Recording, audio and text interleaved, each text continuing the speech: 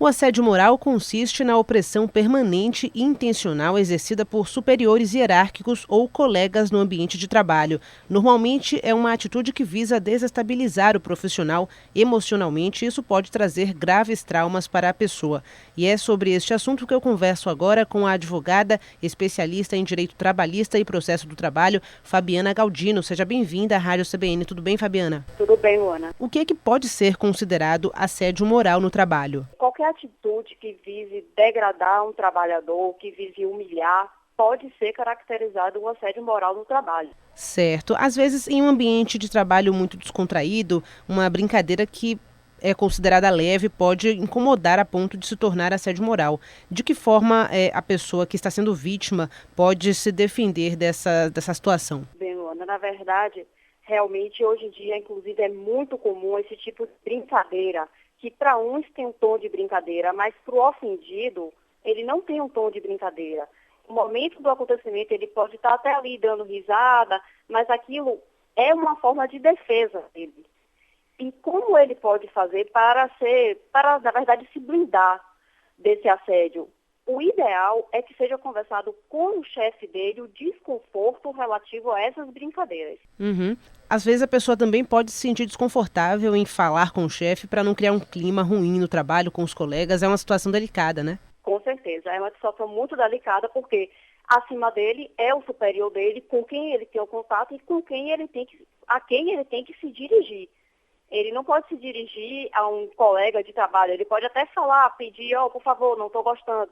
Mas isso geralmente, o assédio moral, a gente diz que ele vem de cima, ele vem geralmente do superior. Então é sempre uma situação muito delicada e que dá aso a diversas reclamações trabalhistas. Uhum. E o assédio moral pode ser considerado crime em quais circunstâncias? O assédio moral, ele não é uma simples brincadeira que vai ser caracterizada. Para ser caracterizado esse assédio moral, ele tem que ser um trabalhador escolhido como uma vítima no grupo, vai ser ridicularizado. Essa prática tem que se dar durante a jornada de trabalho, por alguns dias, por alguns meses, e tem que ser uma degradação deliberada nas condições de trabalho dele, que venha a desestabilizar esse profissional. Uhum.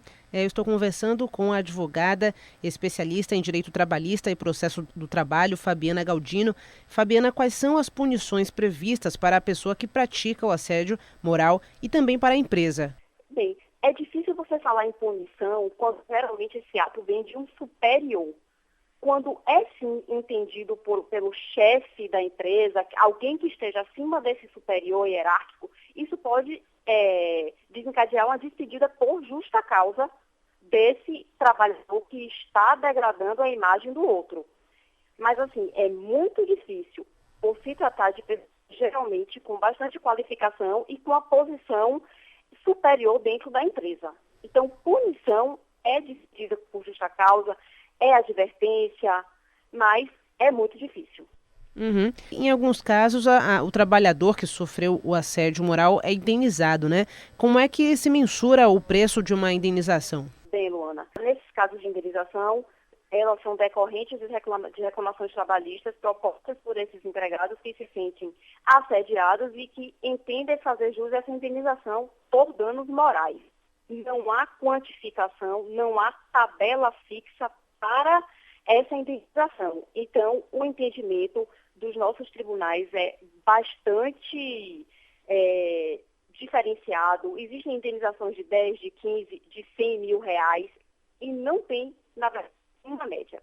Porque cada caso é analisado dentro dos fatos que ocorreram e que fizeram com que esse trabalhador ingressasse com essa reclamação. Tá certo, eu conversei com a advogada especialista em direito trabalhista e processo do trabalho, Fabiana Galdino. Fabiana, muito obrigada por seus esclarecimentos aqui para o ouvinte da Rádio CBN. De nada.